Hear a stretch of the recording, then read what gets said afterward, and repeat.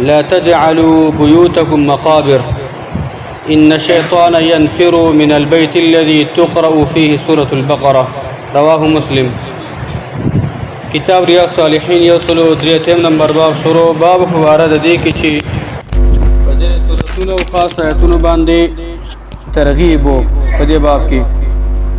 10 نمبر حدیث ته ابي هريره رضی الله عنه روایت ته چې یقینا رسول الله صلی الله علیه وسلم فرمایلی دي لا تجعلوا بيوتكم مقابر.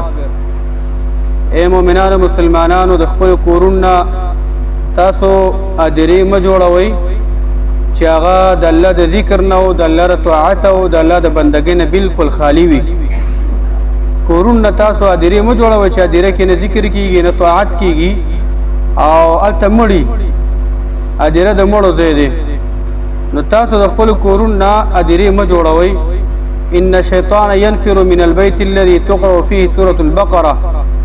یقینا شیطان دا غي کور نه تختی منډه وي تختی چې پاغي کې سورۃ البقره هغه لوستل کیږي. دا غي کور نه شیطان تختی. او بل روایت کې راځي عبد الله بن عمر روایت چې یقینا رسول الله صلی الله علیه وسلم فرمایلی دي اجعلوا في بيوتكم من صلاتكم ولا تتخذوها قبورا.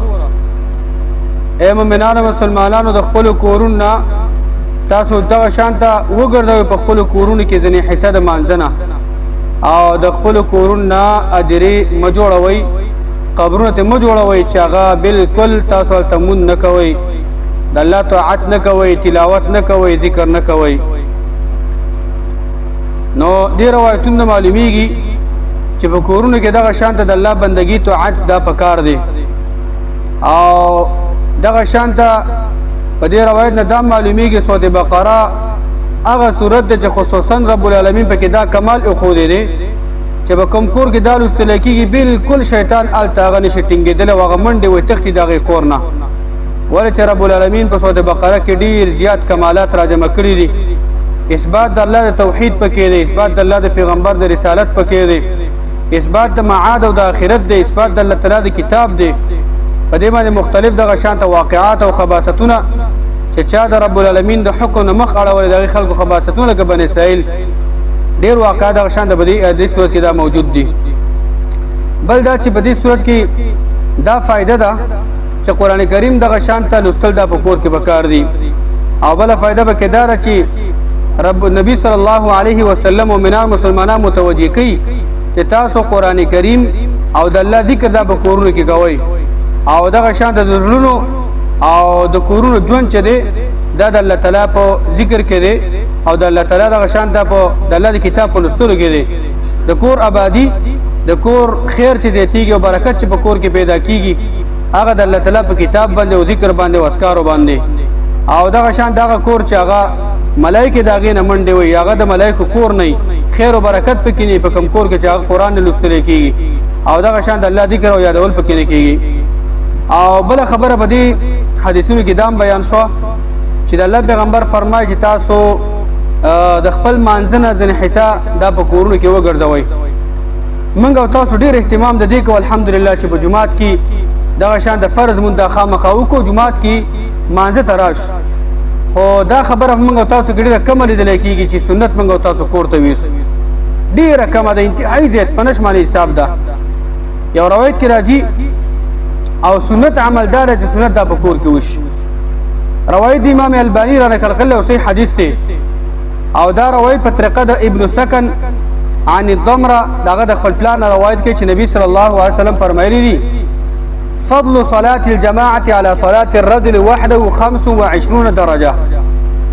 د جماعت منځ دا دغه شان ته بهتر دی داغي مونږ چې وسره ځان لمونځ کوي 25 درجه 25 درجه د جمع منځ د جماعت منځ د جمع منځ د ځان لمونه بهتر دی. وفضل صلاة التطوع في البيت على فعلها في المسجد كفضل صلاة الجماعة على المنفرد. اذا الله پیغمبر فرمای او نفلی منځ سنت منځ په کور کې دغه شان ته کول ودا لکه څنګه چې د فرض منځ په جماعت کې څومره درجه بهتر وای لري او فرض منځ دغه شان د سنت منځ نفلی منځ دا دغه درجه په کور کې دا ثواب لري او درجه دغه شان هغه اجر ملاويږي. څه معنا؟ مقصد دا لکه څنګه چې فرض مون 15 درجه 20 درجه دا په جمعه کې ثواب لري، دغه شان د سنت مون د نفل مون دا په کور کې 20 درجه او 15 درجه ثواب لري. پوښ ان شاء الله په دې باندې کنه منګه تاسو دې اهتمام کو چې فرض مون کو جمعه ته راوړو، وختیم راشو، منځونه مو کو، سنت هم دلته وکړو. ولی مینم دا ایمان دی. خو وردا خبر زموږ استاد ذهن کې سمند پرتا لکه څنګه چې فرض مون په جماعت سره 20 درجه 15 درجه ثوابونه لري، د قشان د سنت مون دا دغه شان د فکور کې 20 درجه 15 درجه ثواب لري. ته چې په جمعات کې دغه شان سنت منځو کې د ماقصتن د 2 رکعات موس کدا تا فکور کې وکړو ته دغه شان ته 20 درجه دغه شان ته د 20 درجه ثواب الله تعالی درکې پاګې باندې 15 درجه ثواب الله تعالی درکې.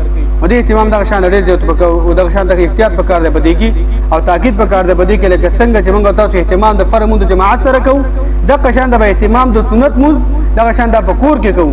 ځکه موږ تاسو صحاب پسې کو دا جن الله تعالی موږ تاسو قیمتي کی په دې خبرو باندې عمل کوو. توفیق پکار دی الله دې موږ تاسو سم کو توفیق راکړي. وصلی الله علی نبینا محمد.